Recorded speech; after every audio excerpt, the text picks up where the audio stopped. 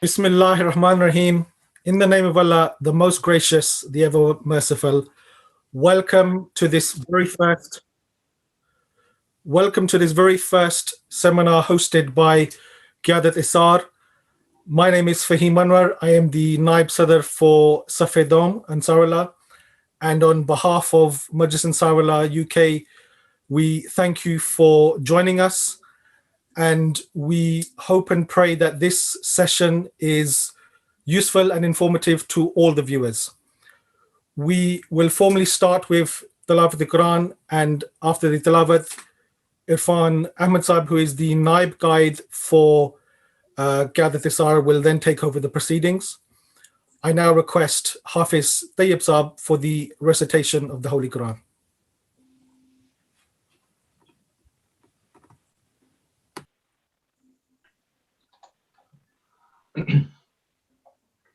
أعوذ بالله من الشيطان الرجيم بسم الله الرحمن الرحيم واضرب لهم مثل الحياة الدنيا كماء أنزلناه من السماء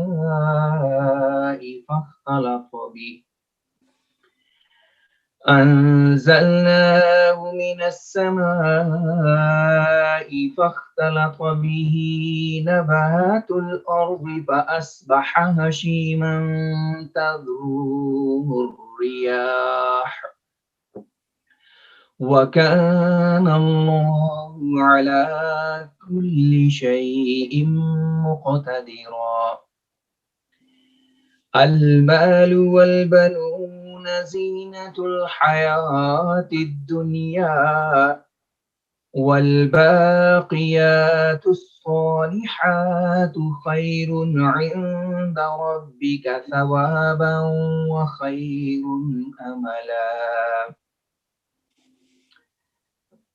Now the translation.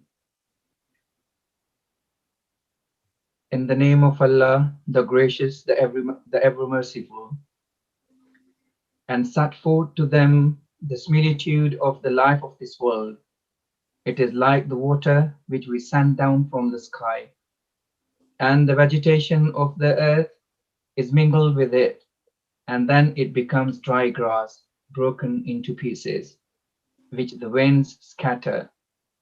And Allah has power over everything. Wealth and children are an ornament of the life of this world, but enduring good works are better in the sight of thy Lord in respect of immediate reward and better in respect of future hope.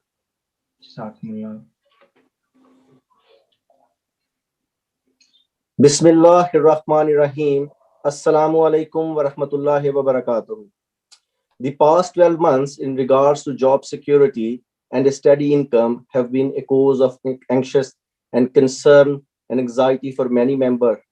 So the purpose of this seminar, inshallah, is to help our members consider other ways of boosting their income. We have, by the grace of Allah, partnered with Sanato Tijarat UK, and they have a very high level of expertise available to the Jamaat. In today's talks, we will cover the following three subjects. Number one, the role of Sanato Tijarat by respected Ahmad Salam Sahib. Number two, how to start a business by respected Noorullah Choudry Sahib. And lastly, starting an online business by respected Nayab Sahib. After each talk, there will be an opportunity to ask questions, and you can do so through the YouTube chat or the WhatsApp number that will be shared across the screen throughout this program. यहाँ मैं एक बात उर्दू में भी बताता जाऊं कि अगर हमारे दोस्त उर्दू जुबान में कोई सवाल करना चाहें तो इंशाल्लाह ताला हम पूरी कोशिश करेंगे कि आपको उर्दू में उसका जवाब भी दे सकें. So without any further delay, I will now introduce our first speaker, respected Ahmad Salam Sahib. Ahmad Sahib has had an over 35 years career in finance and investment banking. He was a pioneer in Islamic finance, but gave up when he realized that there was no ability to create the truly Sharia compliant products. Ahmad has served the Jamaat as a member of the upper team, and more recently, he serves as National Secretary, Sanato Tijarat UK. Ahmad Salam Sahib, over to you, please. Assalamu alaikum wa rahmatullahi wa barakatuhu. Jazakumullah jaza, and a great warm welcome to all the members who joined us today.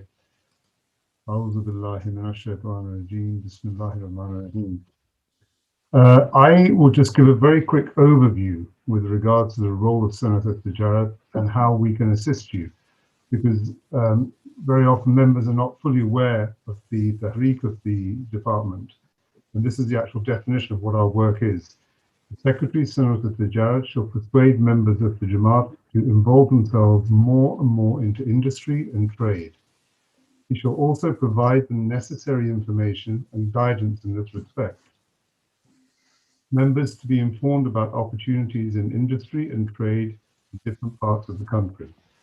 So that is our remit of the work that we have to do. And so in terms of our introduction, we see ourselves as primarily jobs, businesses, and skills, and that essentially covers the work of Sanato Tijarat. So firstly, we harness the blessings and power and reach of the Jamaat members to help, assist, and guide other members. And we are so blessed within our Jamaat that we have so many professionals, business people, and so much relevant experience within the Jamaat and from Jamaat members. But this is the most valuable resource we have. And as Nayab Sahib just said, in the current economic environment, there's a great deal of uncertainty. And the reality is that we probably have not seen the full outcome of the economic downturn which is going to come, because the government has pumped in so many schemes, the furlough scheme, small business enterprise scheme, etc., to try and keep the worst effects of the downturn from the country. But the reality is we fully expect to see more hardship and possibly more unemployment, especially for our members. So this is not a time to be spending, but this is a time to be saving and preparing for a very bad outcome in the economy. My humble advice to all members is to avoid any unnecessary expenditure at this stage. And since COVID has started in the last 12 months, my team and our team's work has been to help, support, and guide members. And this last point is a very important point. Each of the Jamaat members is individual, and typically they need one-on-one advice and help. There's not really a one-size-fits-all. So we are here to support and help you. So please come and talk to us at any time that you need to, and we're here to advise you. In the last 12 months since the COVID shutdown began, we have put together guides and packs on the grants which are available and the government support schemes. We've run a number of free courses, one of which was this digital training course to prepare for the digital age. We had over 1,000 members, alhamdulillah, register for this course, and it led to the qualifications and the possibility of a job directly after the course was completed. The course was all online and was open both to Jamaat members and non-Jamaat members. And we're very proud to report that the highest marks obtained in the exams at the end of the course was a Jamaat member. So that's a great matter of pride for us. The second course that we've run recently was the electrical certification course. 700 members registered for what was originally planned to be a 12-week course, but actually became a 22-week course. And this was Khuddam, Ansar, and Lajna. And the members are still taking exams in order to become qualified registered electricians. And a small point to bear in mind here, that throughout this 22-week course, the best and the most incisive questions and the most interaction came from a Lajna. They were the most engaged in this course. It's very interesting to note how they took such an interest. The next courses that we'll be running, inshallah, is a bookkeeping course starting in a few days' time on the 16th of March, and the second part of the course on the 23rd of March. Now, we called it the bookkeeping course, but it's essentially a course on how to set up your own business, how to understand and manage your cash flows that's coming into a business, and how to manage your business accounts so that you know exactly where your business is on a day-to-day basis. So it's very good to set up a business, but if you don't know where your money actually is and where it's being used, when it's going to come back to you, when you've spent money on stock, etc., then you're going to be in trouble very quickly. So having this basic bookkeeping understanding is very important. So that, inshallah, will start in 2 days' time. Second course that we'll be running, inshallah, is an online selling course. And this, for example, as you see, the dates are 30th of March and the 14th of April for the 2 sessions there. This will be, do you have access or contacts to products which you could sell online? And here, let's keep it very, very simple. We have one member who buys curtain and sheets and sells them on eBay with a small markup and a small profit, and he's making an extra 100 to 200 pounds per month in addition to his normal day job. So he gets his orders online, he packages them up, he posts them off, and every month he's able to earn an extra 100 or 200 pounds a month, which, alhamdulillah, is a very decent income. So, for example, if members have access to family in Pakistan or India, and they feel that they can access products which they could sell here, that's an opportunity which should be looked at. And if members want to discuss it, we are here to help and support them. Third course that we intend to run during the month of April, inshallah, will be a plumbing course, just as with our electrical course. This will be a course to allow you to become a qualified registered plumber, inshallah. And then the fourth course that we have planned at the moment is a translation course. So how to become a DPSI, or the Institute of Linguistics qualified translator. This will enable you to work with the police, the courts, the doctors and hospitals, and generate income from just simply translating Urdu to English, English to Urdu. So those are the courses which we have lined up at the moment. And then, of course, as we go through the next few months, we will, inshallah, try to offer more courses. One thing to bear in mind here, all the courses we have offered so far have been with the support of other Jamaat members. So they're all very much internal courses given by Jamaat members for the benefit of Jamaat members. The title of our event today is The Second Income. Many members have asked us in the last 12 months how they can create a second income in the family.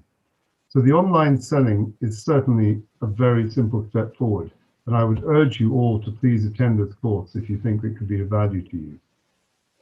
The simplest ideas are the ones which are needed every single day. One of the things we've seen in lockdown is that food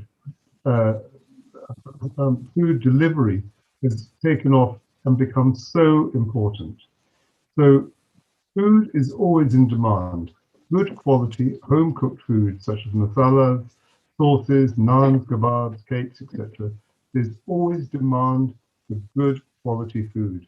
And it's very easy to set up, and I'll go through some of the steps around this just to give you a bit of background.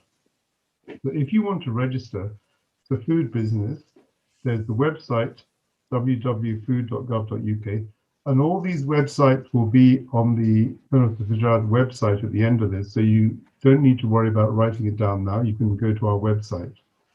And once you've registered, you have to register 28 days before you want to start your course of cooking. And if you cook on site, such as in a market, your cooking place and utensils and practices will be inspected. But if you plan to cook at home, your kitchen and the cooking place will be inspected by the local environmental officer of your local council. And as in all businesses, start small, experiment locally with your friends, your family, and your neighbors, and then grow your business in a very steady, predictable state. Don't try and grow the business too quickly and try and become too big too quickly. Start at small, gain your confidence, and then grow your business. So as I said, in the food business, the premises must be registered with your local authorities, your local government, environmental health service, at least 28 days before you plan to open. You will need to know what you're allowed to cook at home and what you're not allowed to cook at home, what you can use and what you're not allowed to use. And your environmental health officer will guide you and help and support you. They are not trying to prevent you from doing business. They're trying to help you do the business in the best way and the right way, so you do not cause any health issues or any other problems to your customers. You'll have to show that you understand the principles of good food hygiene and that you have considered health and safety and fire arrangements if you're cooking at home or cooking even in an outside market. Each council has a local trading standards officer, and he will be able to help you label your food so it's done correctly and legally. And startup food businesses should always seek guidance from experienced entrepreneurs with expertise in their area. Again, within the Jamaat, we have a number of members who run food franchise businesses. They have experience already in preparing food, and they are all happy to give you further advice if you think this is something that could work for you. Before you launch any business, spend time conducting research. Go to markets, see who is selling what and at what price. Buy it, taste it, try it, and see if you think you can do better. And a wonderful example, which many of you will know, just in London, in Southall and Tooting, we have this naan shop. All it sells is different sorts of naan, from white naan to brown naan, wholemeal naan. And it's just the most simple business, but it is so successful. And if you think the profit margins, when all he is using is flour and water to make naan, putting them into a plastic bag and selling them for £1 for 5 naan, you can work out yourselves what the potential profit margin is of something of that. A very, very simple business, done very well, very high quality. And alhamdulillah, for the owner, it's a great success and a great profit center. Local small business centers offer free workshops which cover all aspects of starting a business.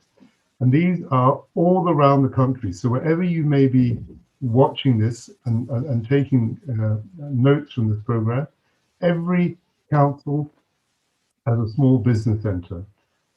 They will help you with market research. And it does not have to be complicated market research.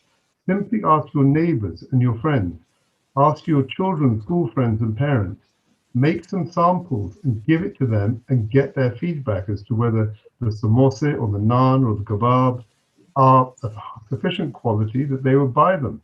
And start by selling amongst your friends and your family and your neighbors. Give them free samples and then watch their response and see if you can grow the business that way.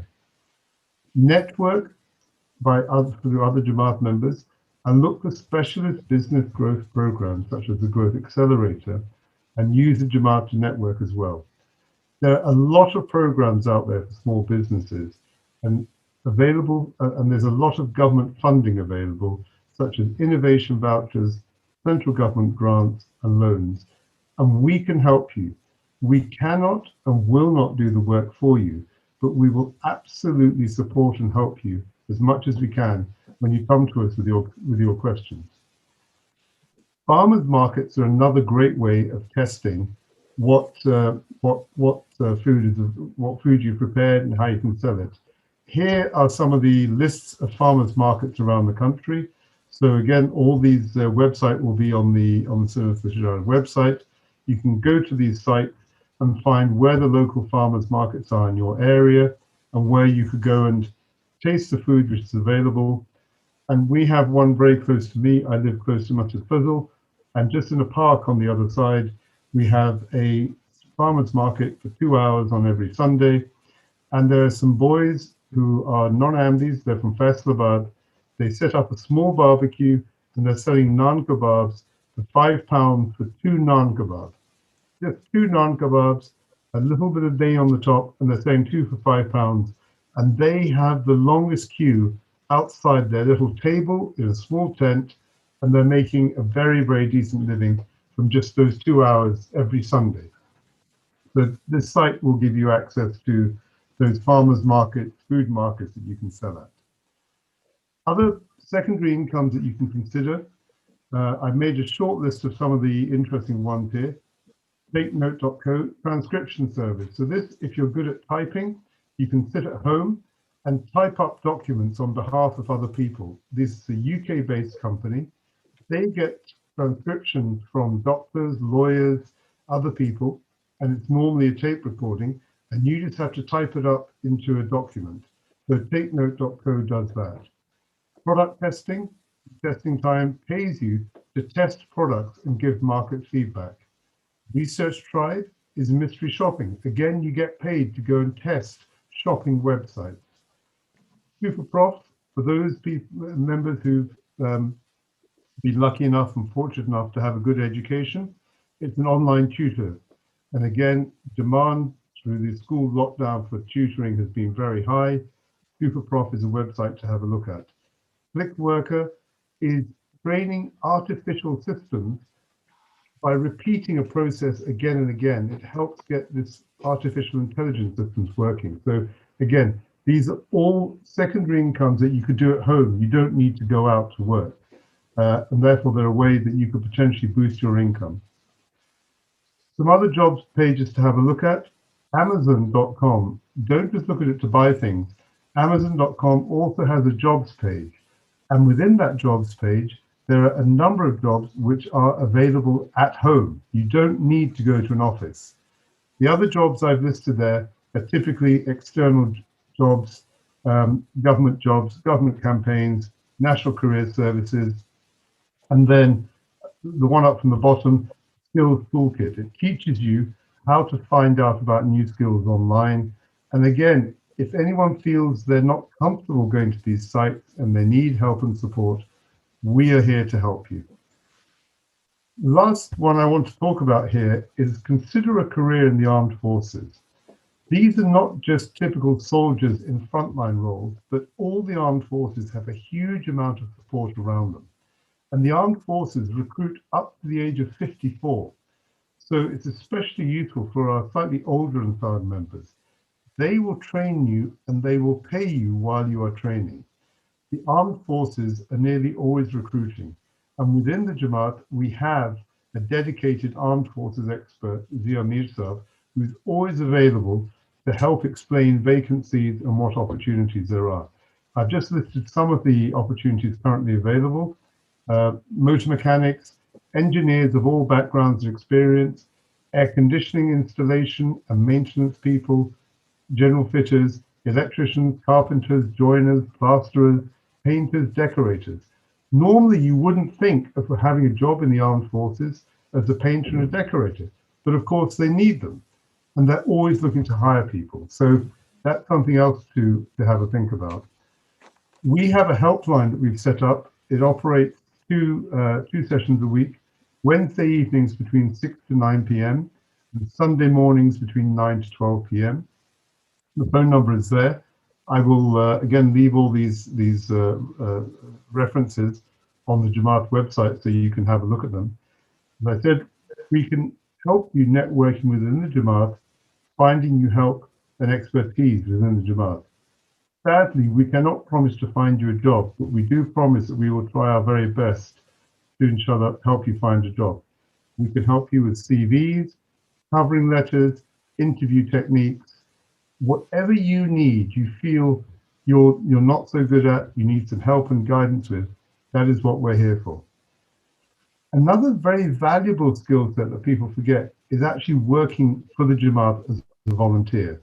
This gains a very valuable experience and credible experience, which always looks excellent on your CV. And members do not always appreciate how much working for the Jamaat brings them so many blessings.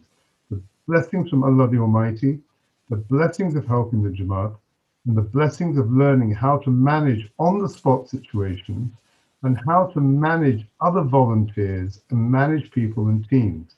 All this is very, very valuable experience. And as I said, looks extremely good on a CV and gives you a great deal of relevant expertise for external experience as well. As I said, we are here to help and support and advise you. I am National Secretary and I serve in that role. Nayab Sayyid Saab, Choudry Saab, who are on today, Asif Ashraf Saab and Tahir Ahmad Saab. We're all here, and of course your local secretaries are always available to help as well. I know time is short, and I know I want to give Nayab Sayyid Saab sufficient time to talk about online selling. and Noorullah to talk about starting up a business. And I believe we have a number of questions as well. So I'll stop there. Jazakallah. Please feel free to ask any questions. Jazakallah. Jazakallah, Ahmad Salam sir. Excellent talk. Just a quick question regarding the practical courses you mentioned. Are there any courses available for people with dual language, like people who do not understand English very well? As you may know, in Ansarullah, we have a healthy number of people who do not understand English very well. So the question is from their side that is there any help like plumbing, electrician courses? So is there any help available on that side they can do in Urdu? If they're, well, firstly, remember they will have to do the exam in English. And if they're going out to ask for business in this country, they're going to have to speak English. So the English knowledge is going to be very important for them to run a successful business. We will certainly try and accommodate them as much as we can. So in the case of the electrician's course, Pir Bashar Saab, who gave the course, could also have given it in Urdu, but he gave it in English because most of the members who were on the course wanted the course in English. So we're always here to try and help. And if there's enough demand, we will try and find a way of doing it as a dual language course. जज़ाकल्लाह अस्सलाम साहब, मैं थोड़ा सा उर्दू में इसको explain कर दूं उन दोस्तों के लिए कि मैंने ये क्वेश्चन पूछा था कि अगर कुछ दोस्त उर्दू जुबान में कोई कोर्स करना चाहते हैं तो क्या उस सिलसिले में कोई हेल्प हो सकती है? तो जो सेक्रेटरी सनतो तिजारत है उनकी तरफ से है कि एग्जाम्स वगैरह आपको इंग्लिश में करने पड़ेंगे, लेकिन जमात की तरफ से वो आपको सिखाने में डेफिनेटली हेल्प कर सकते हैं. तो आप इंशाल्लाह ताला अगर कोई दोस्त ऐसे हैं जिनको थोड़ी सी इसमें मुश्किल पेश आ रही है इंग्लिश लैंग्वेज की वजह से, लेकिन वो भी इसमें हेल्प ले सकते हैं. Ahmad Salam sir, if I may ask another question. This question has come on YouTube regarding the food stalls. Somebody has asked that consuls normally they do not allow easily to start a new business of like food and the issues of health and safety and this. So are there any easy ways that they can get help, or do they need some certain licenses to open a food stall? If a council is not willing to give permission, it's because you're not reaching the standards that the council needs. So there's no shortcut to this. There has to be hygiene and the correct utensils and the correct cleanliness and the correct health and safety. If all those things are being done, then the council cannot refuse you permission to cook in your house or cook in your home, providing you have done all the things the council has asked you to do. They are not there to stop business. They are there to make sure the correct standards are used throughout your process. Jazakallah. There's another question, maybe a little bit tricky. In terms of opening small businesses, if somebody asked this question on YouTube again, that is there any, if people cannot get help like from banks, small loans, is there any help available from Jamaat sides for opening small businesses? Well, not from the Jamaat side, but this is where the government has schemes where they can give you grants or loans from anything from £500 to £25,000 to start your business.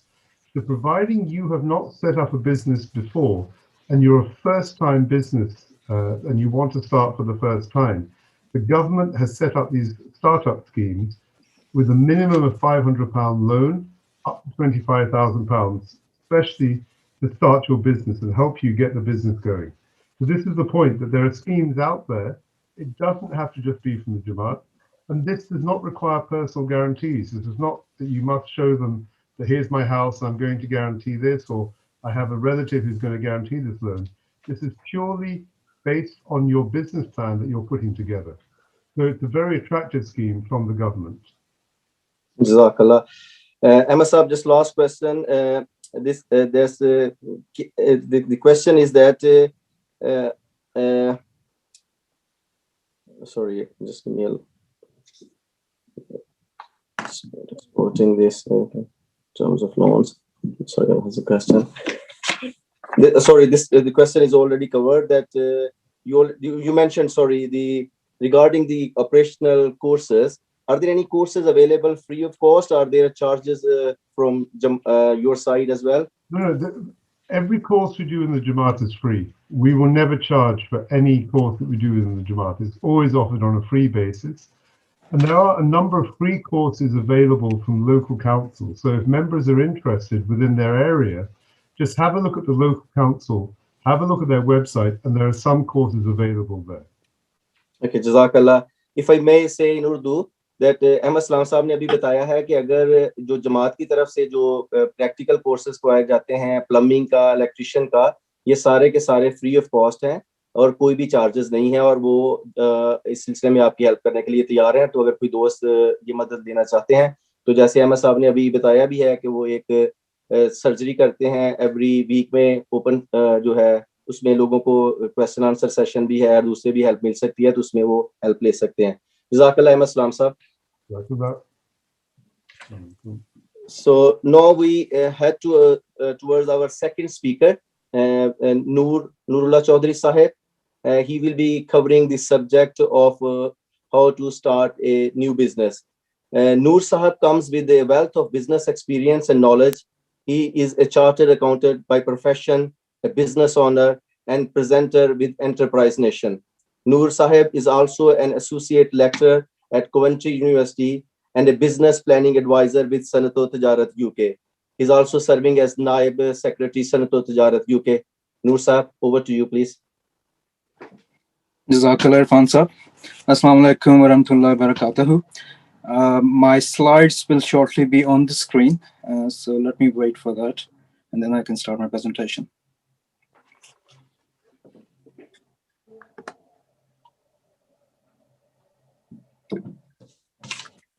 Can you see my slides? Not yet. It should probably be. Let me share again. Okay.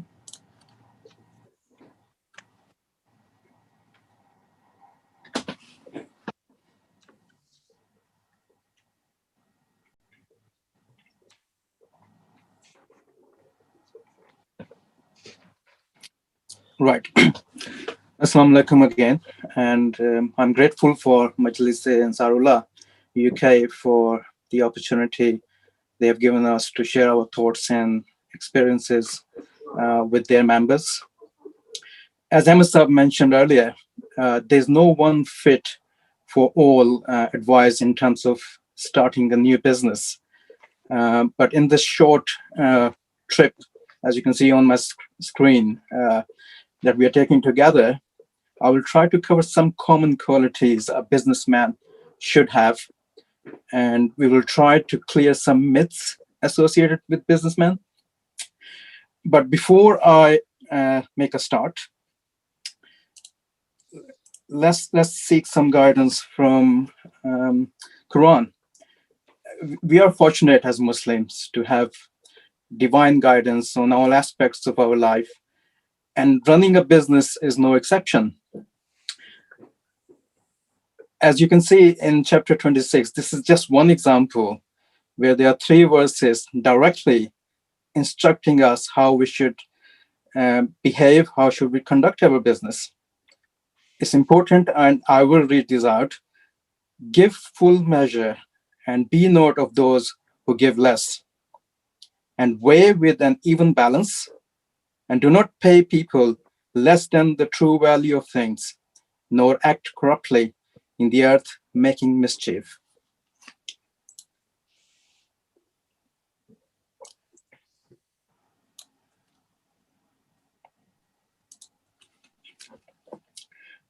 There are also direct guidance and rewards mentioned in various hadiths.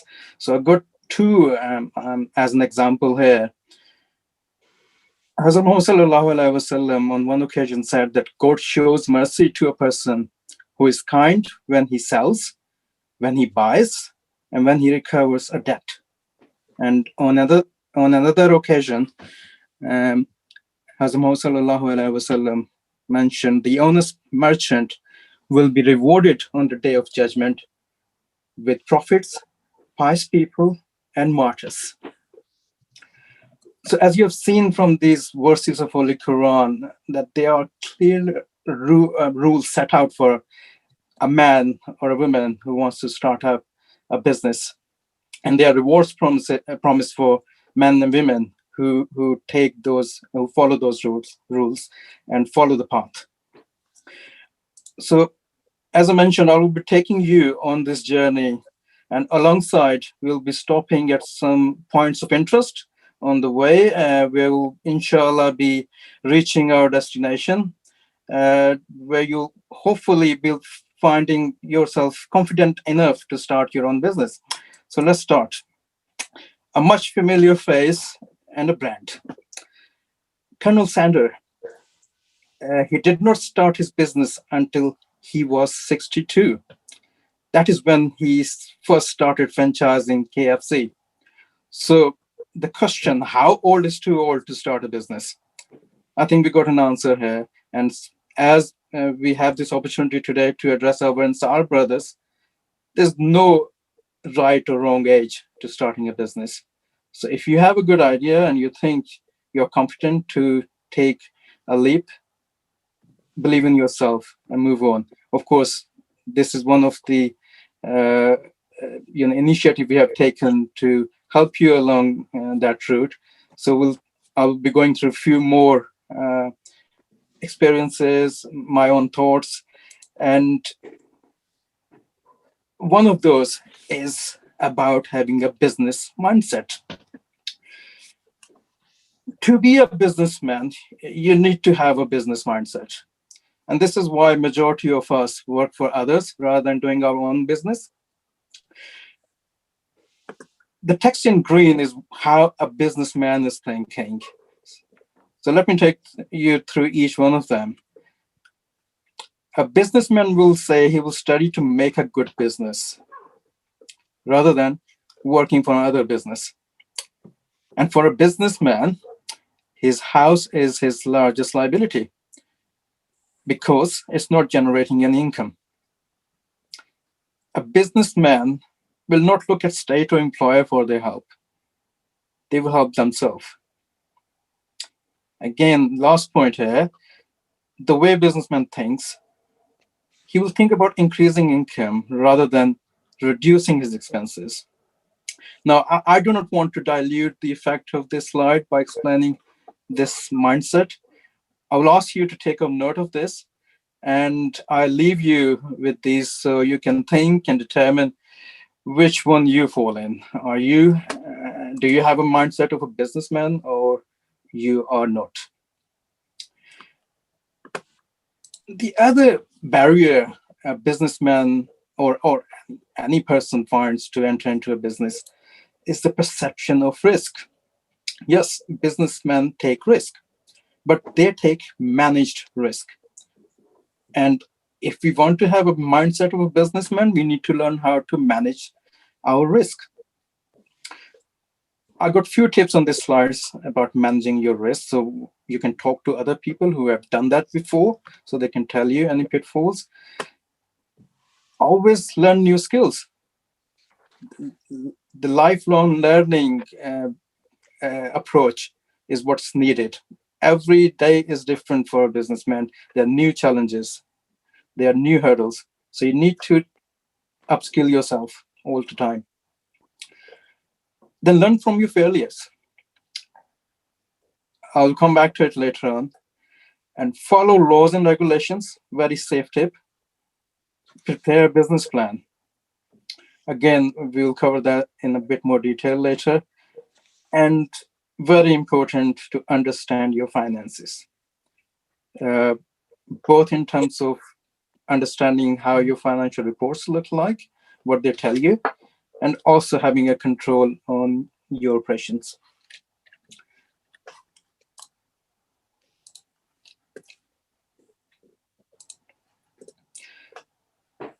I mentioned risk, and here's one example. Sometime, again, there's a myth that if you have more money, then you can manage all sorts of risks. That's not how it is.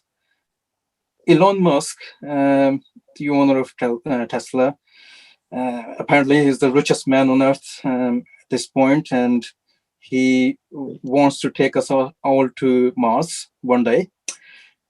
He sold PayPal, and he had a majority stake in that business in 2002 for $180 million. And he ended up investing that money into Tesla and SpaceX.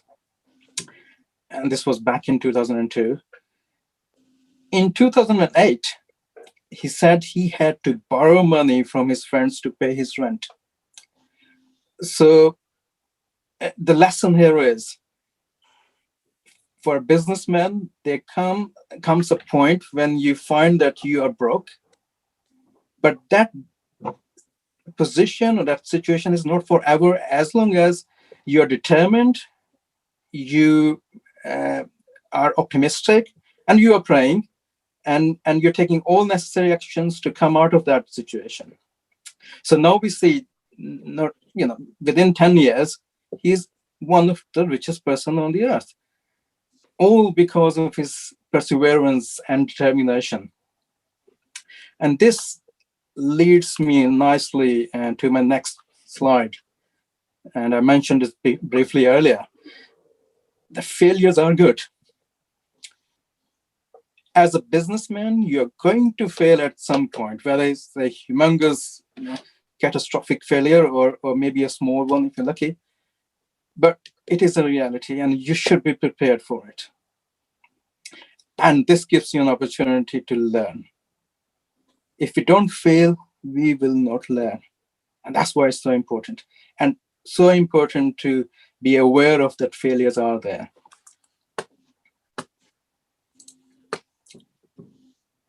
Now, assuming that now I'm talking to a bunch of members who think or believe that they have a business mindset. So we move on to the next stage, actually. And here we look into what business we should start.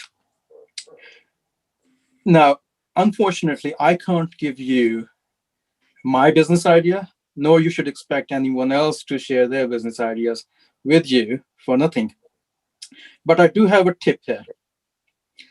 So think about what your idea can do good for the society instead of what it can do for you personally. I'll repeat.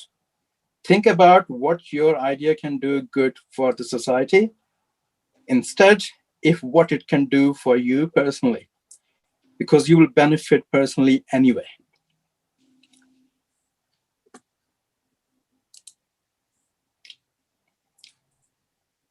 After the idea stage, the next stage is implementation. And this is where many businesses' ideas end up, falling and dying in this gap between idea and results.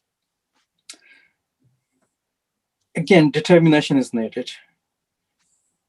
Look for the difficult pain points that you need help with. Find people who can mentor you, who can advise you in this stage. Do your own market research. You need to do a lot of this. And if you're not ready for that, again, I would say you do not have the mindset. Then make a business plan. We, as member of Sanato Tijarat team, we speak to or get the opportunity to speak to many other Jamaat members who come up with their business ideas. But we always, or not always, but many times we find that the stage we ask them to do a business plan, we do not hear back on many occasions. We can help you to do your business plan. We can advise you, but you need to take your ownership and show your own initiative. It is not good to have all these ideas or implementation plans in your head. You need to put this down in writing. Now that's called business plan. It doesn't have to follow a strict template or a standard. All it does, it covers your thinking around your new business. How you're going to manage different aspects. I've put some on this slide. So how you're going to manage what are the risks, for example, first of all, or what are the strengths you have. Then what is the competition in the market? The team you have, is that competent, or do you need to have more resourceful team? How would you market your product? And what is your product actually? What is going to do? What problem it's going to solve? What is your timeline before you launch your product? How are you going to manage the finances of your businesses? All these things are very common. We all know about it, that what things we need to think about, what ingredients we need to start our business. But what we need is to put it in some logical format, in writing. So it's not just for external stakeholders that you want to show it to your bank or other financing parties. This is for your own benefit. You will learn from it. You will improve it. So, and I personally use this as an indicator to see how serious a person is in terms of starting a business. If I ask them to do a business plan and they don't come back, we don't normally follow up. There are easy ways as well in terms of learning a new business or getting an insight into a business. And you can look at the franchising model. As a franchisor, they give you an approach or link to the market. So they open up the market for you. These are tried and tested products, so they are not going to fail as long as you follow the process. They give you the process and system. They also provide you training and support, and will also help you in terms of your business growth. But you need to take ownership. You will put in your own capital in. You will have to bring your own team. You must be committed to their system. And you will be a businessman because you're taking risks and rewards. If you fail, it will be your failure, not the franchisor failure. And there are many businesses we see around which are run on franchise model. And here are some of the well-known brands which are operating globally and very successful running under the franchise model. I have put down some links here. These are there to provide you further guidance if you want to look into franchising. There are many more. And these are just few examples of those. Now, whether you're doing a franchise or you're starting from scratch, you need funding. Maybe it's not too big in terms of if you're starting something from home. And that is the idea of this session today. And earlier, Ahmad was also highlighting few opportunities where you can start a business from home. And I also believe there was a question that, yes, definitely there was a question whether Jamaat can help with funding. I would say if your friends and families are not trusting you with their money, don't expect anyone else. So before you approach funders or lenders who don't know you, check with your friends and family. If they buy in your idea, if they trust you, there's a much more chance of you being accepted by a lender. And when it comes to lenders, commonly known as banks, unfortunately, the picture is not very promising. It's unfortunate that it's very easy to get a buy-to-let loan nowadays than to ask for a business loan. And it's not difficult to understand why it is, because banks find it very low risk and, well, they don't have any exposure. They get fixed interest income and they don't want to take any high risk product where their returns are not as good as they get with the buy-to-let lending. But this is pushing us as a society, as an economy, into a situation where house prices, because of this approach, are going beyond the reach of a common person, and businesses are not getting support at all. Imagine if the same money is lent to a business and only 50% of those businesses are actually successful.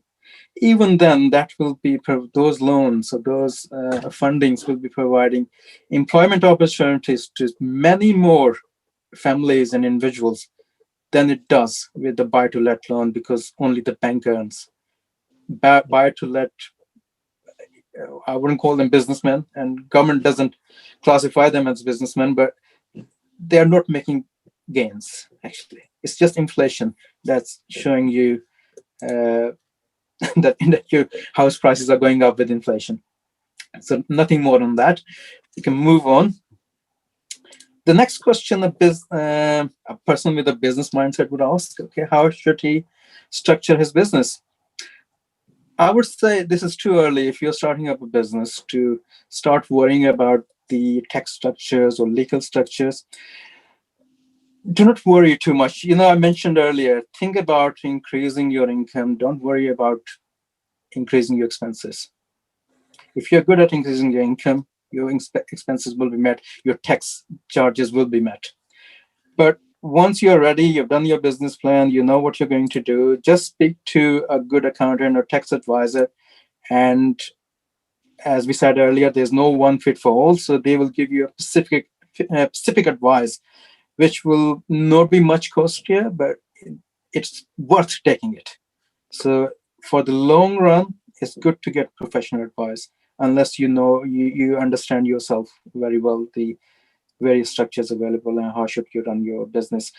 Just because of this slide, I will mention if you're doing a business with another person in partnership, yes, you can get into limited liability partnership structures. If you're on your own and you want to limit your liability, then you can have a limited liability company.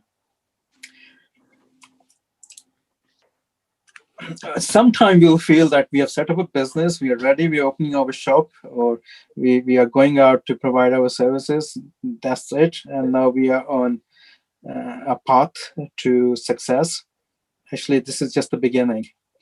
And as a businessman, you will understand that starting business is very easy. It's actually growth and marketing of your business, which takes the toll. You're in a situation where you invested your funds, you are incurring operational costs. So your business is taking up money, resources, but no sales are coming in.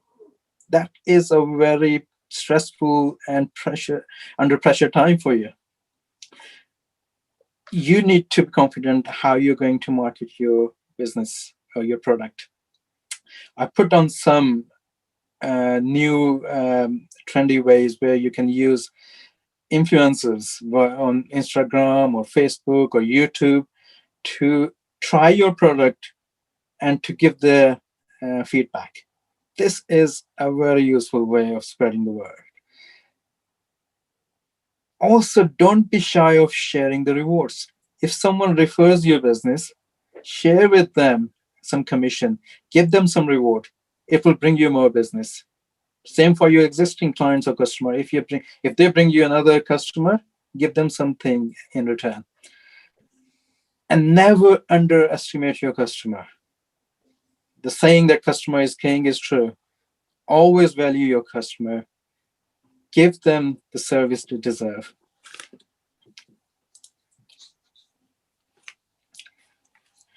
Earlier, we went to some of the qualities of businessmen, the business mindset. Let's repeat and add a few more to that. Reliability is very important. Your word is very important. You should keep it. And if on any occasion you're not able to, there should be a good reason for that. Motivation, you'll be a leader, taking along your team, leading them. Creativity should be there. You should be a problem solver. Do not depend on others to do that. Your risk tolerance should improve.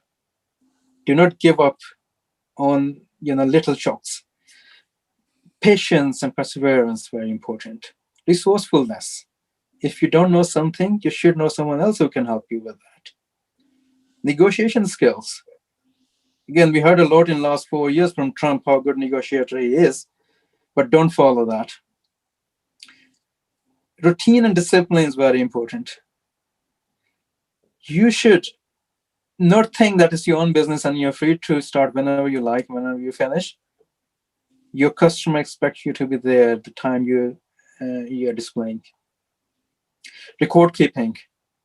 This is about keeping your business records, not from the legal perspectives only, but also in terms of better management of your company. And under Sanato Tijarat, we'll be running a course next week on the basics of bookkeeping, very relevant to someone who is thinking of starting a business. This is on 16th, the first session, 16th of March. Now, we are getting close to our destination, so I thought I should give you some business ideas you can start from home. Website designing. It doesn't require too much coding knowledge, or nothing at all, actually. There are many platforms available where if you're a good designer, you can put together a nice looking website with all its features, something you can do from home. Then clothing reseller. You don't need to buy a stock. This is like drop shipping. I've put a link here. This is just one example, and you can find more on if you search on the net. Why not event planning? Most of our members are quite experienced running Jamaat events. So if you need more resources, again, much more available online in terms of where to start and how to manage your business. I like this idea of upscaling furniture. We throw away old pieces. Why not turn them into something much better looking and more useful? I couldn't find any hand car wash went out last time. They're all closed due to lockdown. So why not look into this opportunity? And that, going back to this hand car wash thing, you could also look into professional cleaning, whether it's houses, offices, window cleaning businesses, interior design and painter decorator services. So there's much more we can do nowadays from home by setting up a small website, introducing our services through that website, and doing our marketing through some of the ideas I shared earlier. Amazon went through the food business earlier. I think I'm reiterating some of the concepts there. Again, you can do this from home. The dark kitchen concept, whereby you can use delivery services like Deliveroo and Just Eat. They can pick it up from your home, but you do need to get regulatory clearance from your local authority that you are operating this business from an acceptable, by following acceptable standards and a place which is licensed. Now, we are there. Yes, we are finished. So any question, you're welcome to ask. Jazakallah, Noor sir. Jazakallah, Noor sir. Excellent and informative your session. We have got, mashallah, quite a few questions, and we will appreciate if you could be a bit precise. The first question, we got it from YouTube by Tayyib Mansoor Saab. Assalamu alaikum. What kind and style of business you would recommend to the audience in current circumstances as a result of this pandemic? I think I've covered some examples at the end. If that is still not something you think suits you, you have our contact details, so just ask us and think in terms of what is your skill set, what is your hobby, what you like doing, and do something in that area. But if you have more questions, just ask us through our website. We have this question definitely from Majlis Ansarullah. Am I too old to start a business at the age of 50? Well, this guy was 62 when he started franchising.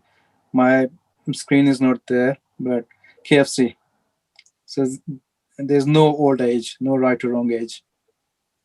Okay. And 50 good. is not old. You're just starting. Yeah. Okay, that's fine. We have one more question. That can Sanato Tijarat team advise or review business plans from the members? We already do this, and I have picked this point up a few times in my presentation.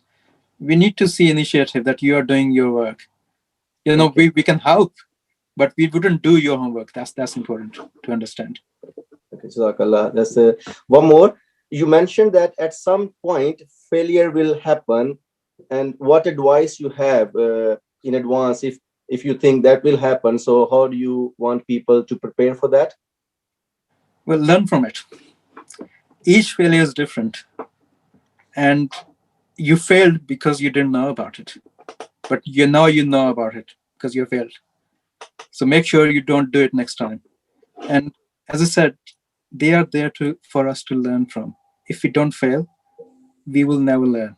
And there are so many examples in the history where inventions were the result of failures. So learn from your failures, make a note of them. Very good, practice if you keep them for your next generations. We are not good at sharing our experiences with our next generations all the time. So have some notes, write a diary about what you do. Okay, so this is the last one. How do I promote my business? Is there anything in the Jamaat that this can be done? Like, is there any way in Jamaat the local people or members of the Jamaat, they can advertise their businesses? Ahmad, you're there. Can you advise on this? Yep, of course, members can put an advert into the Akhbar. They're welcome to put adverts up onto the Sanato Tijarat website. We haven't looked at this yet. We just have to be careful about security, that we don't advertise that this is Jamaat business only, because that may attract a potentially sensitive or dangerous position for someone if we advertise it in the wrong place. So we have to just be sensitive to this issue, but we could certainly help. Okay, Jazakallah Noorullah for your time. An excellent presentation. I would just like to reiterate that this is the first time we are hosting such an event, so we would greatly appreciate your patience and understanding if we do not manage to meet your expectations. However, our aim is to keep improving, so we would greatly appreciate your feedback in this. Now we are going towards our third presentation, and I will just give a quick introduction of our third presenter. Respected Nayab Sayyid Sahab, with an IT, telecommunication, and network engineering background, Nayab Sahab is an experienced entrepreneur, having created several startups in the UK and overseas. Core skills and focus include technology, commercial strategy, operations, bringing products and services to the market, and helping businesses to scale.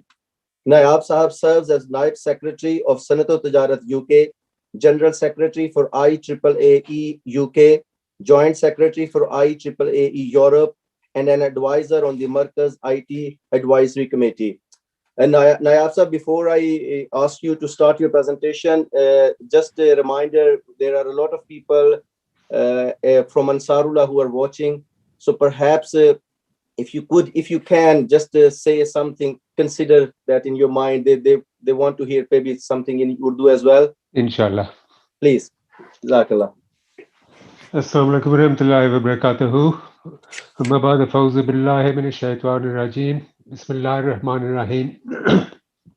So the Saab Ansarullah and all the members, Jazakumullah Jaza for this humble opportunity for hosting us today in trying to share some tips with members in this current climate that we're currently going through, practical advice and ways in which we can help members to try and somehow cement the uncertainty that exists in terms of income streams going down the road. So I'll just share my screen. So very conscious of time. So we're going to have to go through sort of fairly rapidly today. And it's a hard act to follow after having two expert speakers running before you. But what we'll do today is just keep a very high level overview of the online landscape and how you can take avail of some of these opportunities. So firstly and foremostly, I think it's important to try and demonstrate to members today to give you a little bit of an understanding. And then as I will chat towards the end of our conversation, I will explain how you can attend some courses that we're doing where we're going to go into greater depth and detail to help you guys move on, inshallah. So in terms of the agenda today, just as I said, I want to give you a general feel for the online landscape and how it exists today. the reasons why there are significant opportunities and benefits of selling online or trading online. Take a very quick look at current online business models. There's a few variations depending on both your propensity for risk and in terms of the scale that you want to achieve. We'll discuss a little bit about product selection and sourcing, and then finally, what are the next steps that you need to take in order to progress. तो आज ये जो मेरा वो जो topic है online selling के बारे है और इसमें वो जो थोड़ा सा फेयरली हाई लेवल का वो जो डिस्कशन आज होएगा जिसमें वो जो मैं प्रेजेंट करूंगा कि इस वक्त जो ऑनलाइन जो एनवायरनमेंट है वो किस किस्म की है ऑनलाइन वो जो है सेलिंग और ट्रेडिंग में वो जो है क्या फ़ायदे हैं इसमें से क्या वो जो बेनिफिट्स अचीव हो सकते हैं फिर हम वो जो थोड़ा सा डिस्कस करेंगे कि जो है ऑनलाइन बिजनेस करने के लिए वो जो है बिजनेस मॉडल्स 2-3 डिफरेंट किस्म के मॉडल हैं तो कौन सा वो जो है हर एक वो जो है इंडिविजुअल के लिए वो जो सही रहेगा फिर थोड़ी सी बात हम करेंगे प्रोडक्ट सिलेक्शन के बारे सबसे अहम क्वेश्चन जब भी ऑनलाइन बिजनेस के बारे डिस्कशन होती है उसमें अहम क्वेश्चन यही होता है कि कौन सा प्रोडक्ट हम बेचें और किधर से वो जो लें तो फाइनली वो जो कंक्लूजन में जो फिर मैं थोड़ा सा समझाऊंगा कि वो जो है अगली स्टेप्स क्या आप ले सकते हैं इसको आगे प्रोग्रेस करने के लिए So one thing that we need to do when we look at the online landscape is, yes, we're in a pandemic. Yes, there's a lot of change that's happened. A lot of people think that, yes, we're just going to do a very quick sort of thing, react to try and get us out of the current predicament, and then everything will come back to normal. Unfortunately, the reality is that the COVID pandemic is unlike anything that the world has ever seen before. Countries, institutions, and business leaders and individuals are facing tough choices with huge amounts of uncertainty. Now, while the short-term sort of redirecting and refocusing is key, but it's becoming really clear that this crisis will do and already has started to change both the societal and economic order of the future, as we've seen in the past with such challenges. Now, trends within society relating to how we work, how we learn, how we shop, and even how we use technology, they're changing rapidly. Now, they were already on a fairly vertical path in terms of the trend before the pandemic, but the pandemic has accelerated everything. So this is now sort of, people were talking about what the new normal is going to look like. It's actually now coming out of the crisis, while a short-term reaction is needed to survive, it's the ones who take a long-term view are the ones who are really going to end up being the winners in the end. Now, moving on in terms of what has this done for the online world? Now, across the globe, the pandemic outbreaks led to major changes to business conditions for business to business and business to consumer companies and individuals. So we'll talk a little bit further about this further down the line. I'll explain to you the difference between the two and how it applies to you. Moving on, in terms of the so investing in the digital world is going to be absolutely key and a key proponent of budgets. These things used to be classed as minor in the past and nice to haves, but now they're actually a necessity for most businesses and individuals who are looking to trade online. Now, major changes, we've covered all this. What is the effect of the online acceleration? One of the biggest things that we've seen is how it actually changes the habits and it's boosted the element of home economy. Now, what we have seen here, when the pandemic originally kicked in, many people thought, oh no, we're heading for a real recession. So what happened in reality is that a lot of people have been put on either furlough or they're working from home. So a significant element of the costs that they would otherwise spend in to and from commuting to work and keeping themselves fed and up to date, they now have as additional disposable income. And while they're sitting at home not doing anything, what's happening is a lot of this money has found its way into online shopping. अभी मैं वो जो explain कर रहा था कि ये जो पैंडेमिक की वजह से काफ़ी रफ्तार से वो जो है सोसाइटी के जो ट्रेंड्स वो जो है जिस तरह हम काम करते हैं जिस तरह हम वो जो है लर्निंग करते हैं जो डेली रूटीन्स वो जो है वो तब्दील हो गई भी हैं और इसी तरह काफ़ी अब जो पब्लिक थी जब ये पेंडेमिक शुरू हुआ है, इसके बावजूद कि इकॉनमी को काफ़ी वो जो है नुकसान होया है और आगे भी होएगा, लेकिन जो डिस्पोजेबल इनकम है लोगों की, वो क्योंकि अब वो जो है ज़्यादातर वो जो है घर से काम कर रहे हैं, फरलों पे हैं, उनके वो जो डेली अखराजात हैं काम पे जाने के, खाने पीने के, ट्रैवल करने के, वो सारे क्योंकि वो जो है इंक्रीज उनकी जो डिस्पोजेबल इनकम है वो इंक्रीज हो गई है, और यही जो इनकम जो सेविंग्स हैं वो जो हम देख रहे हैं कि जो इकोनॉमी में ऑनलाइन की तरफ जा रही है, यानी कि ऑनलाइन पे इन्होंने स्पेंड करना शुरू कर दिया और ऑनलाइन की सेल्स जो बूस्ट हो गई हुई है. One of the important factors to look as we move forward, why online is going to play such a key proponent part of the economy moving forward, is even though we're coming out of, and inshallah, with the grace and will of Allah, we will ultimately sort of start to move on our way out of COVID, but the social distancing element and the element of non-contact formats when you're shopping, whether you do it in a supermarket or you're getting deliveries, is here to stay. Why online? What we've actually found that during 2020, amongst several surveys that were taken, convenience as a factor was the number one reason why people went to continue to shop online. Now that is also combined with what I just discussed, that although we're on the way out of the pandemic, there's still a risk of a pandemic blowback. All the vaccines, everything, we do not have enough information. We don't know how it's going to react. Hopefully, inshallah, it will go the right way, but there are still significant risks in the pipeline where there could be recurring challenges. So we need to maintain the safety element.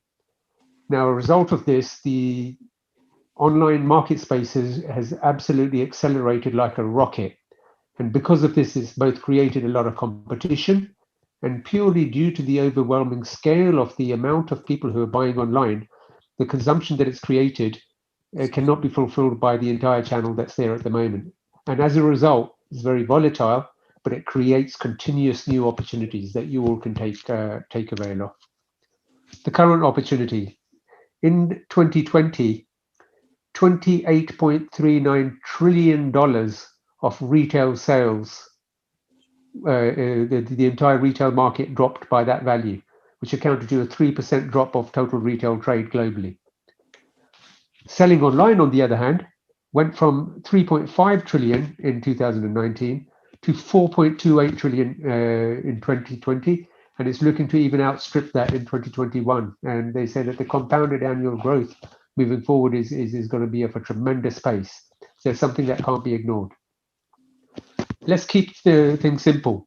Just in terms of the UK marketplace, not the global eBay.com or Amazon.com, eBay.co.uk currently has 24 million monthly active customers purchasing every single month. Now, as a record, last November in 2020, just in 1 month alone, over 579 million people visited Amazon.co.uk. So that gives you an idea of the scale of how big this opportunity is and how big the actual pie is.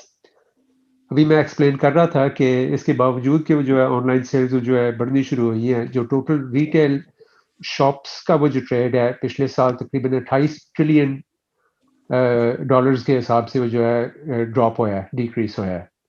लेकिन इसके बावजूद जो online selling है वो जो है तेजी से वो जो है बढ़ रही है. सिर्फ अगर हम ये यूके के मॉडल को देखें तो ये ebay.co.uk पे 24 मिलियन एक्टिव कस्टमर्स ने खरीदो फरोख्त की है 1 महीने में. इसी तरह जो रिकॉर्ड एक सेट हुआ था पिछले नवंबर में, तकरीबन 580 मिलियन विजिट्स थे सिर्फ amazon.co.uk के कस्टमर्स के. तो ये जो एक बहुत बड़ी अपॉर्चुनिटी है जो काफी लो लेवल पे वो जो है सब वो जो है इससे वो जो है फायदा उठा सकते हैं. One thing when you're coming to start an online business that you have to understand before you do anything else is who are your customers. अपने जो customers की definition है, आपने वो जो decide करना है कि किस market में मैंने बेचना है. ये जो है किसी भी online selling या किसी भी business के वो जो है शुरू से पहले आपको ये determine करना पड़ेगा कि आप किस type of customers को बेचना चाहते हैं. Within this, coming back to what I was talking about earlier, you have two specific distinct sectors. So you have what they call B2C, also known as business to consumer, So this is where you as a business are selling to end user customers, such as eBay, or if you're selling to other customers online from your store who are buying for their own personal consumption, or B2B, which is business to business. So in this model, you are actually acting as a wholesaler or a retailer in a specific niche, selling products directly to other businesses. Now, there's benefits and disadvantages of both of these, and we'll have a quick look at some of those. Now, when you're selling from business to consumer, some of the pros are your actual startup costs. You can actually do this on a very, very small budget. And the potential for scale in terms of growing your business, you can achieve high sales volumes very, very quickly. Now, the beauty of the B2C model is it also entails that you will start to generate passive income. Now, this I'm sure is going to appeal to many of our Ansar brethren and others. Passive income, when I'm talking about passive income, it's where you, at the end of your day, if you operate from 9 to 5, after 5 o'clock, when you switch off your PC and you switch off your lights and you leave your shop, it's still selling. When you're having your dinner in the evening, you're still getting sales in. When you're sleeping at night, you're still getting sales in. That's the beauty of a B2C model. Some of the disadvantages of the B2C model is there are a lot of players in this, and you have to compete and you have to be doing stuff really, really well in order for you to stand out and start to generate those sales and take some market share. The other challenge, and it's a very small challenge if you put your mind and focus and effort into it, is that it involves a high level of customer service. When you're dealing with end user customers, you are generally going to have to provide them a higher level of customer service, both in terms of queries relating to price, queries relating to their product quality, general information they want, and then the after-sales service once they've actually had their product. Moving on to the B2B model. The B2B model looks at it a slightly different way. Here, you're typically shipping out bulk orders. So you're acting more of a wholesaler or a distributor type model. The one beauty in terms of an advantage in the B2B model is you have specific business customers who are looking to buy their products from you. They're already set to buy. All they're typically looking for is pricing, availability, and quality. And in terms of growth, this can actually enable a lot more solid growth in the long term. Some of the disadvantages, although when you're selling in this model, is that although your sales value can be higher, your actual ticket count or the number of transactions you conduct may actually be a lot lower than you would do in the B2C. The other big challenge that you've got in the B2B side is because you're typically going to be selling into a specific market or a specialist market. Let's say you're selling oil filters into the automotive market, or you're selling light bulbs to wholesalers. You are going to have to learn about your product in depth, in detail, and know everything about it inside out, because it's that confidence. When you exude that, that is what's going to get you your sales from the business customers. And in terms of the pricing, yes, there can be competition, so that's something to be aware of. In terms of the online models, how do they work? What are the options? So there's a number here. So we'll go through just a few of the popular ones. The very first one, which Noor Saab mentioned as well, is drop shipping. Now, drop shipping basically means that you're not actually stocking any product. You're creating a website or mirroring something and getting products from another website or another supplier. You're doing the sales, and then you're passing them on to the person who you have, the drop shipper who you have the relationship with, who will then package, ship, and send off the goods, and then you will either invariably get a percentage of either the profits or a commission based on what your relationship is. Then you have the more commonplace one, which is selling on marketplaces. When we talk about online marketplaces, we're talking about organizations such as eBay, Amazon, which most people will already know about. There's some slightly more obscure ones. There's websites such as Etsy.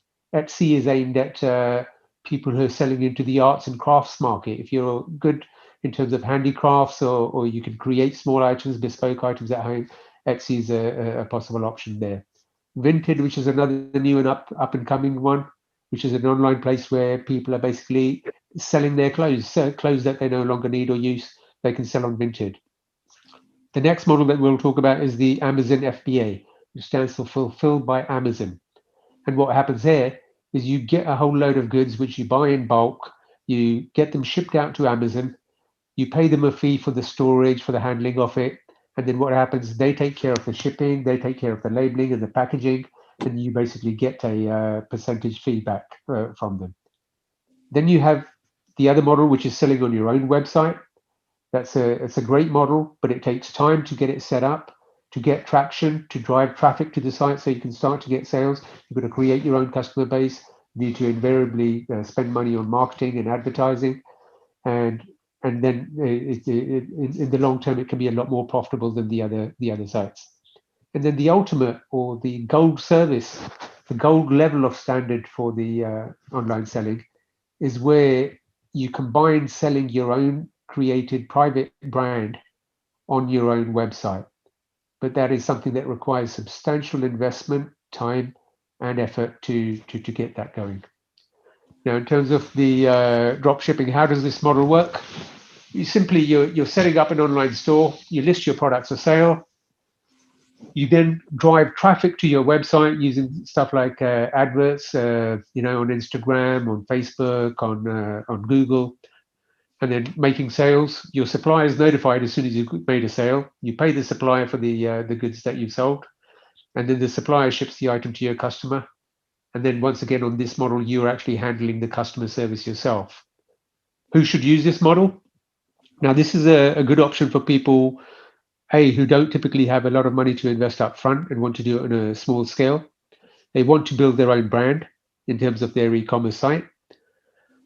This is key. You must be selling small and lightweight and durable products, because invariably the postage and carriage is going to take up a big chunk of your actual sales cost. The other advantage for people to use this is if you're new to e-commerce, because this can be done relatively easy. And once again, if you have a low tolerance for risk, which is normally associated with not having enough funds to invest up front, then this is a good option. Just as a side note here, I would hasten to add, though, the one thing that you have to be very wary of is ultimately in this, although you're creating the sales, although you're creating your own brand and you're doing it at a very low cost, there is the propensity for things to go wrong very quickly. And ultimately what you are doing is that you're putting your reputation in terms of your business and your brand in the name of your supplier. Because if he does not ship, or if he ships and there's a delay because of the carriers, and we've seen a lot of that during the pandemic situation, and it still hasn't cleared up, you could be, at the end of the day, because you sold the product, you're the one who's going to look bad. So there's just something to be wary of. Next, we'll talk about the most common model, which is selling on eBay and Amazon. Now, how this model works, you can go out, you can source a whole host of products from reliable suppliers, either from here in the UK or from abroad. I'll talk a little bit about that towards the end. You negotiate a good price with them, and make sure when you're negotiating a price with a supplier, don't always go in there and, as soon as they've given you the product, say, no, too expensive, I want it cheaper. Try and achieve a negotiation where both parties feel like they've won. And it's always good to give a few pennies back to the supplier and build that relationship, because in the long term that will do you well.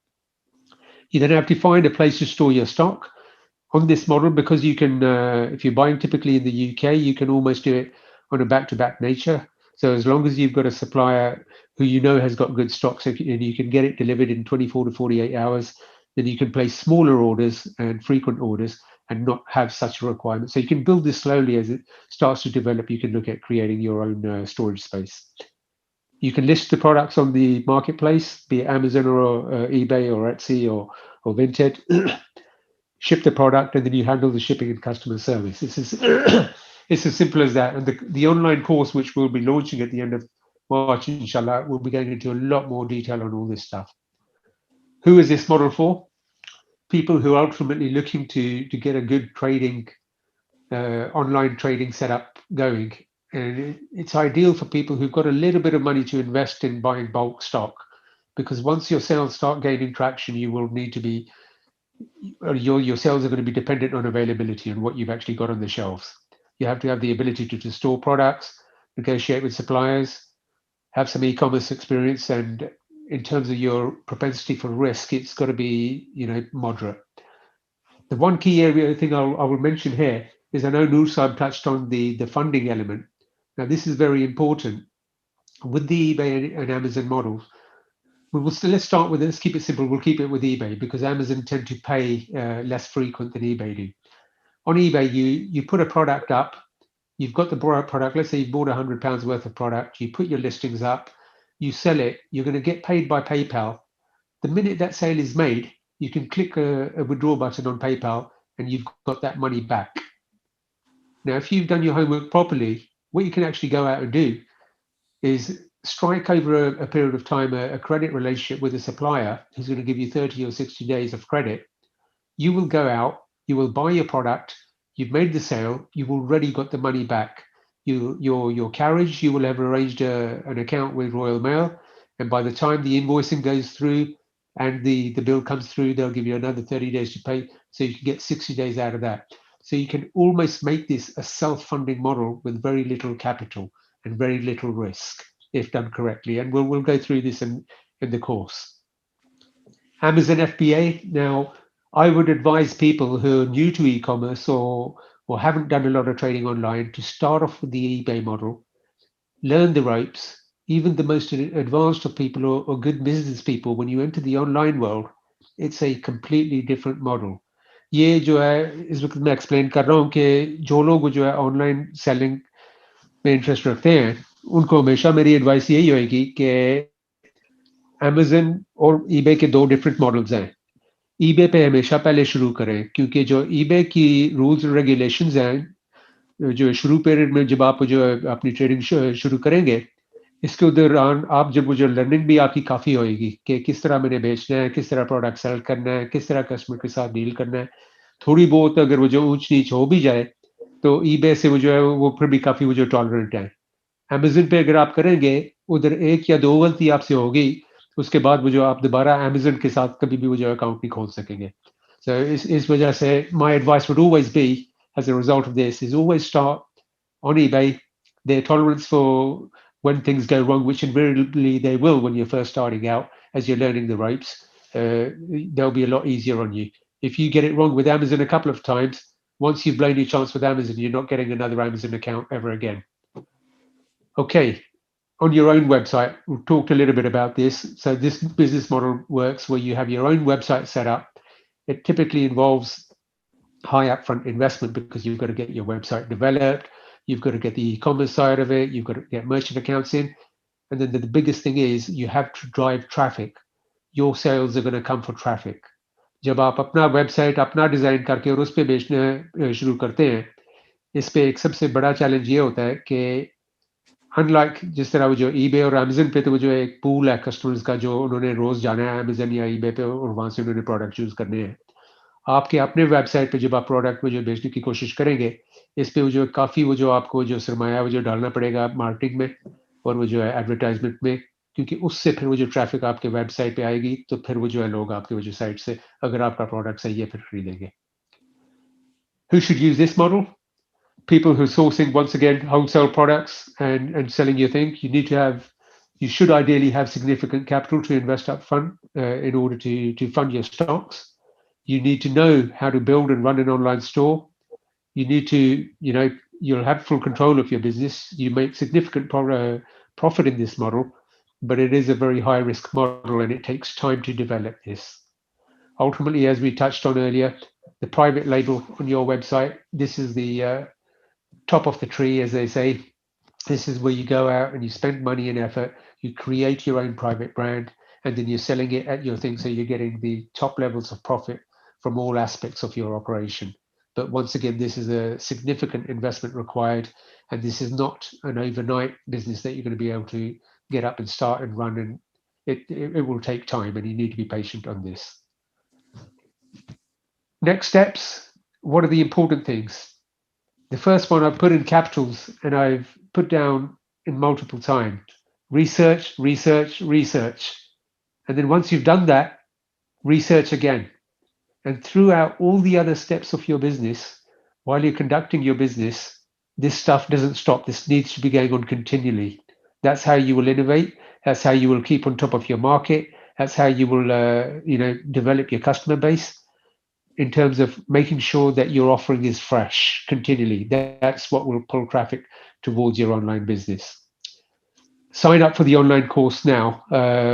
Please do have a look at exploring online digital business models and trying to learn a little bit about it. A very key one is learning about digital marketing channels. There's a big trend now where all your traffic in terms of advertisement is moving from Google AdWords through to social media. Social media is a very powerful background platform in order to get your word out and start getting sales in. And a big trend that you all want to definitely have a look at and invest time in looking at is at creating short 10 to 15 second short bursty videos which are going out. They say a picture says 1,000 words. It's absolutely true. On eBay, you will find, and we'll discuss this in the course, if your picture is right, people are not even going to look at your description. They're going to look at the picture and they click the button. And you normally end up explaining to them afterwards if you've got specific terms and conditions that they needed to have done. So it's very, very important. So that's a key thing. And this final one that I put in red, this has got to be the be all and end all of selling, be it you're selling online or retail or however you're selling. Whenever you talk about sales, this has got to come number one. Exceptional customer service. And I'm going to give you a very simple analogy. Even to date, whenever I'm running my business, when I'm shipping products out, sometimes invariably your product's not quite right, or there's a slight glitch in it, or, and sometimes you think, shall I ship this out? But then what comes back is going back to what Noor was talking about, the ethics of it, in terms of what Hazur Ayatollah bin Aziz many a time has told us time and time again, that when somebody buys something from you, for example, there's a trust that they've placed in you. They've paid you some money, and it's your responsibility to deliver that trust in an honest and upfront way. And trust me, when it comes to customer service, it's a pain when you've got to do it, but this is the one biggest factor that will be the biggest accelerator of both the growth of your products for new customers and the increasing to make sure that you get repeat customers. Finally, invest in prayers. And as mentioned in this slide, this one really does work. So just as a couple of reminders now, in terms of the courses that we're running. Now, this course, bookkeeping course, I know we've called it Bookkeeping Course, but it's actually a very important course which will explain how to manage your money when you're starting or running a business. And even in your general lives, so don't be dissuaded by saying bookkeeping is accounting related. It's not. The whole aim of this particular course is actually to teach you how money works in a business, how to keep tabs on it, and how to make sure that you are able to keep your business running. Following on from this, on the 30th of March, inshallah, we'll be starting an online selling course, which will primarily be focused on eBay to start off with for the reasons that I've mentioned. You can go to sanatotijarat.org and you can register for the bookkeeping course there. The links for the online course will be up in the next day or so. And here's the email for us, contact us, very simple, training@sanatotijarat.org. These are the contact pages. And what we'll do, if you go to www.sanatotijarat.org, you'll be able to access these presentations. And here is a contact number as well, which I'll put up in the, I'll leave this up for a couple of seconds. Jazakumullah sunna jazaa. Now, if there's any questions, humble request for prayers. Jazakallah, Nayab Sahib. Yes, we have few questions. I think firstly, I would say that we getting a lot of questions regarding Amazon. As you mentioned yourself as well, that this is a little bit trickier than the eBay. So, right. So Tahir Saab and also Hafiz Saab on YouTube chat, they asked about Amazon. But I think you mentioned already that you're starting an online course. And I will recommend people who looking to start online business to look for that opportunity which you just publicized a while ago. Yeah, inshallah. And as I said, for somebody, because what we're trying to do with Sanato Tijarat is all the courses that we've been trying to put out. When we sat down to work out what courses shall we actually do, one of the key things that came across was that we need to deliver courses that are going to be able to deliver quick wins, short-term wins, and especially are suited to be resilient in the current economy that we're going through.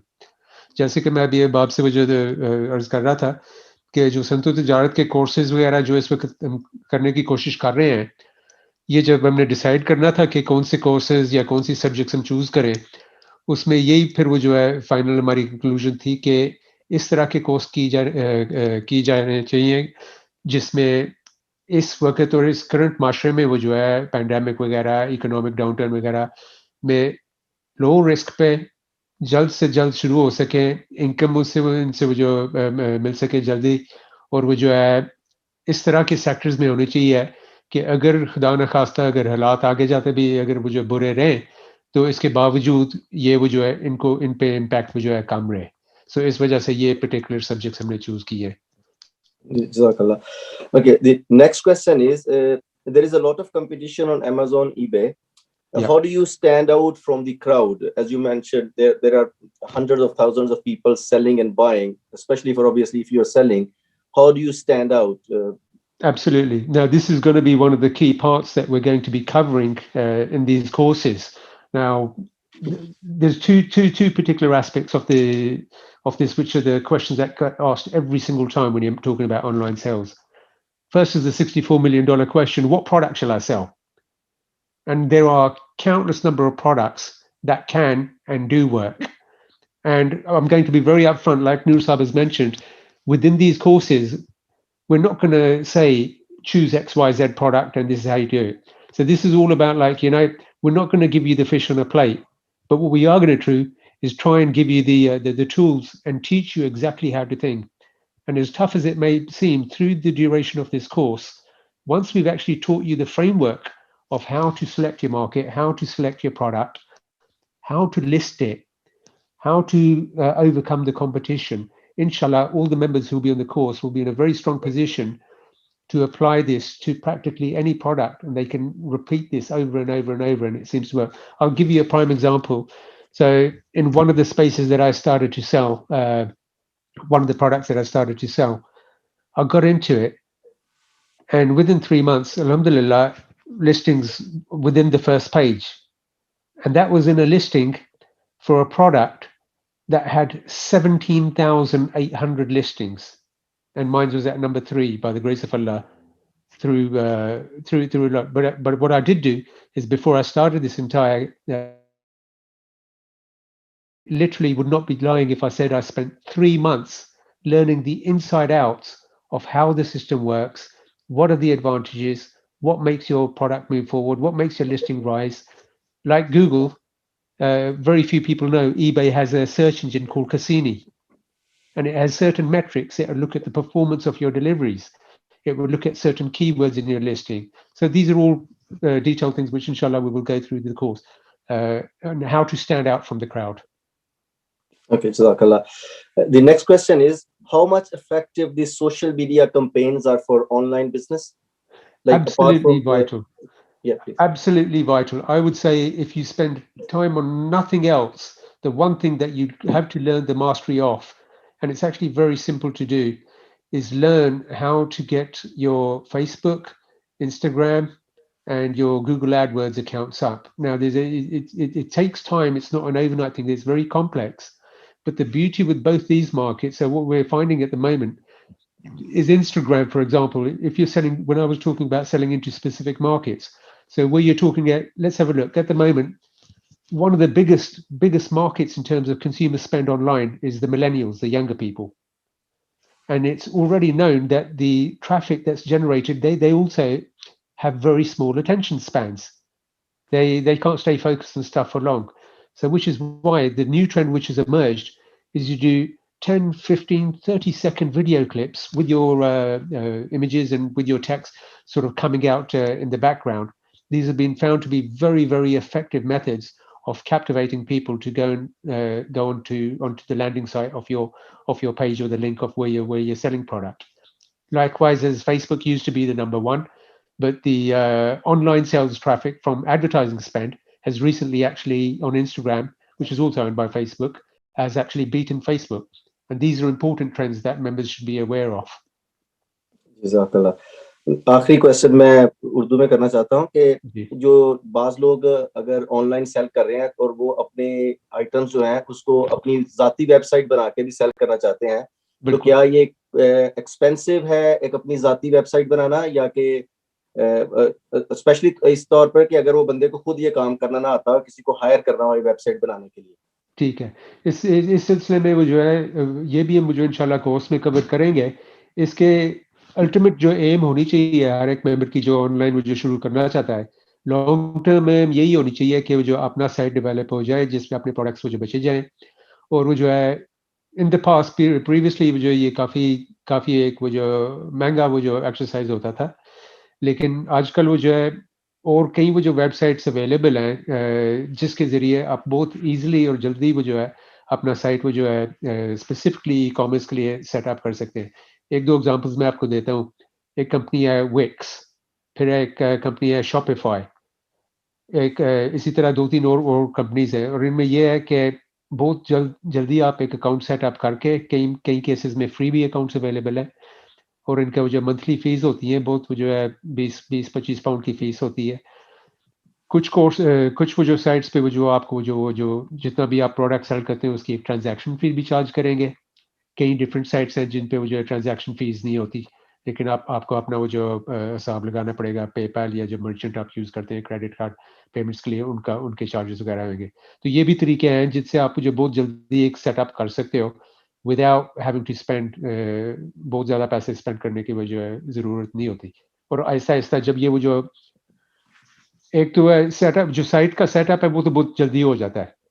Main जो अहम बात वो ये है कि जब मैंने product अपना वो जो बेचना शुरू करना है या डिस्प्ले करना शुरू करना है, वो किस तरीके से किया जाए जिससे मैक्सिमम सेल्स इंक्रीज हो सके। और ये जो है ये जो वक्त के साथ ही वो जो ये चीज़ें वो जो एक्सपेंड होती हैं और एक्सपीरियंस बिल्ड होता है।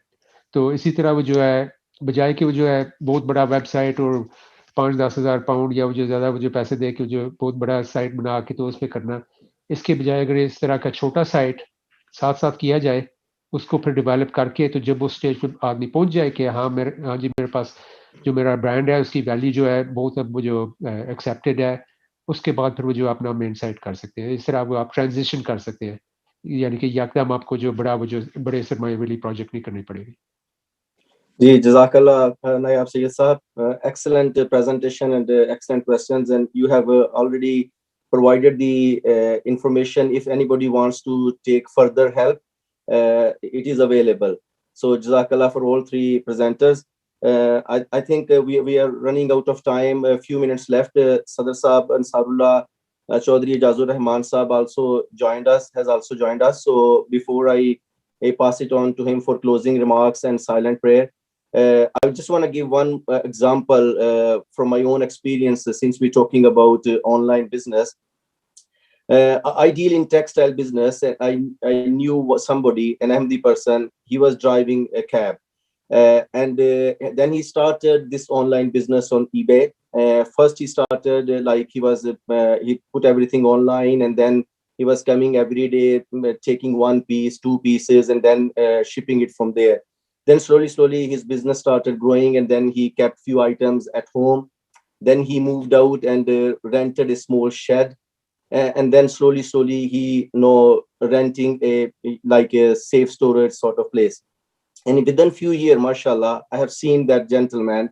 Obviously, he worked really hard with very honestly, and he has, mashallah, employed 3 people, worked 6 days, and sometimes he struggled to manage his business. So this is the example, and there are so many of these examples that people who have tried different avenues, who have go for businesses, and they have done excellently well.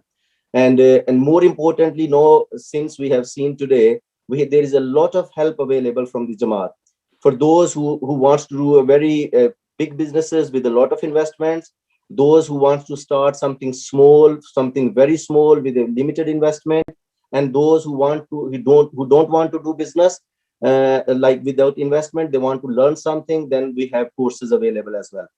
In the first presentation, it was mentioned we have courses available for plumbing, electrician, these sorts of courses. So by the grace of Allah, we have facilities available. So we will welcome people who wants to come and learn from it and take advantage of it.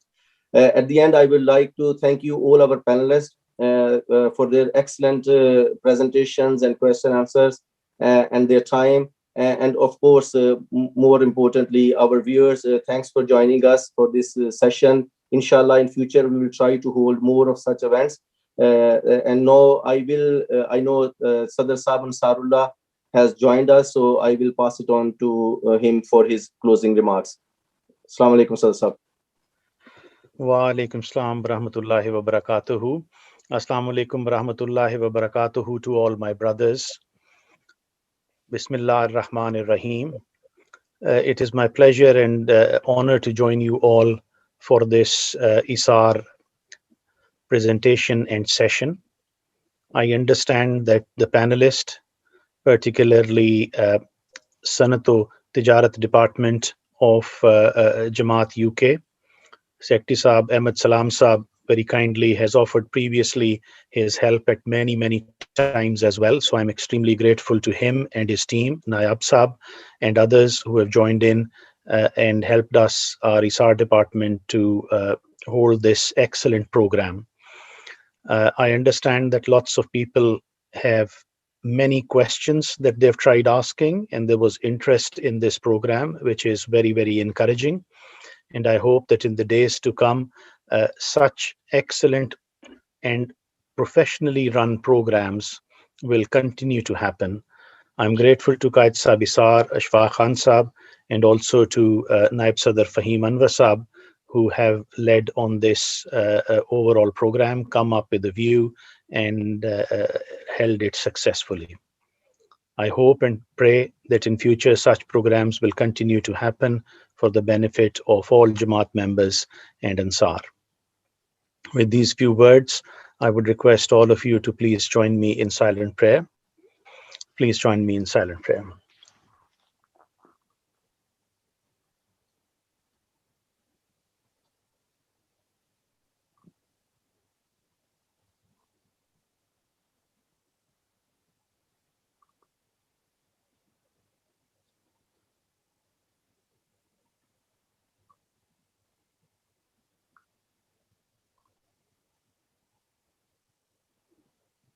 Ameen.